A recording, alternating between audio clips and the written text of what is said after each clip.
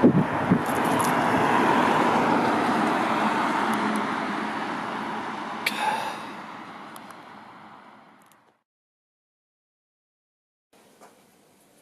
I'm back with the Colt. I was having fun cruising around with this, liking the relative stability and handling for a small budget RC. So I decided to give it a bit more power with a brushless conversion here. This was an interesting conversion to do. I'm not going to go into all the details. It's something, as part of the pleasure of it is working it out, I think. But this one, unlike the brushless conversion I did for my Tamiya dual ridge, this one doesn't have like a specific motor, specific ESC.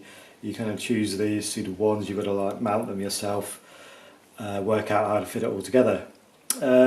In doing this, it was quite interesting. There were some trials and tribulations. Firstly, when I took out the old brushed motor and tried to replace it with the brushless motor, the grub screw on the pinion gear stripped off the brush motor, so I had to kind of hack that off. Couldn't get it off properly. New pinion gear, new grub screw. That was a start of the difficulties. When I did some testing on it, I found I was getting a lot of wobble on the back wheels, and the prop shaft in here was bent. I have no idea how that actually happened. I had to take it all apart, straighten that up. The servo. This servo is actually the default FTX Colt servo that you can get. This is the FTX Colt brushless ESC on here. I got an Abysma receiver for it, and a Hobbywing Easy Run 7800 kV brushless motor, which is pretty nippy.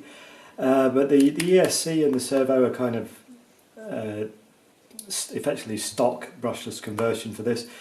So this is the stock receiver to replace the 3-in-1 unit that was here previously, and it requires a servo mount but isn't supplied with a servo mount, and the servo mount is out of stock everywhere, including the suppliers.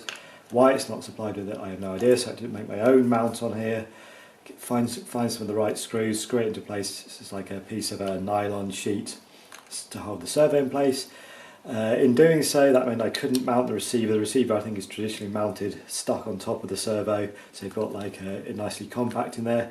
Couldn't mount it on that, so I had to put it on top, which means with everything in here and the wires, it's a pretty tight fit, particularly when you've got a battery in plugged in. It only just squeezes on. Yeah, so a little bit tricky, and then I found, took it for a quick test.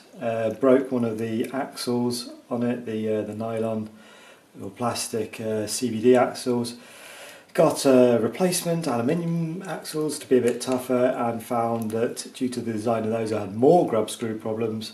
There were grub screws that were holding these pins in place and not allowing the CVDs to kind of have full freedom of movement. I've got a couple of pictures of those now.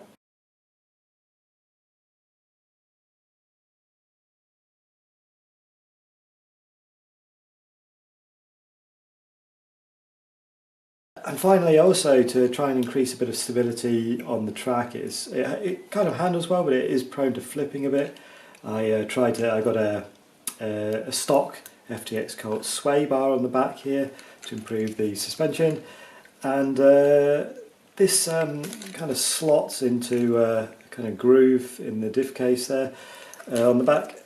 It doesn't come with a kind of mount to hold it in place, so I had to make my own one out of nylon. So there was quite a bit of faffing around to do this, quite a bit of trial and error, but in the end it did all work, just about fits in place. And put that in like that.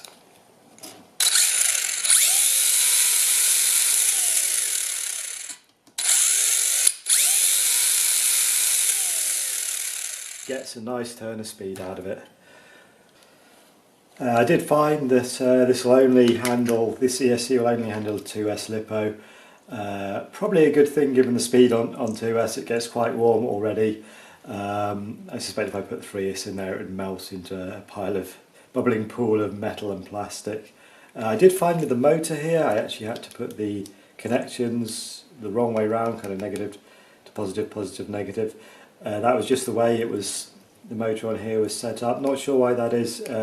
They don't have the conventional colours on the ESC, for it.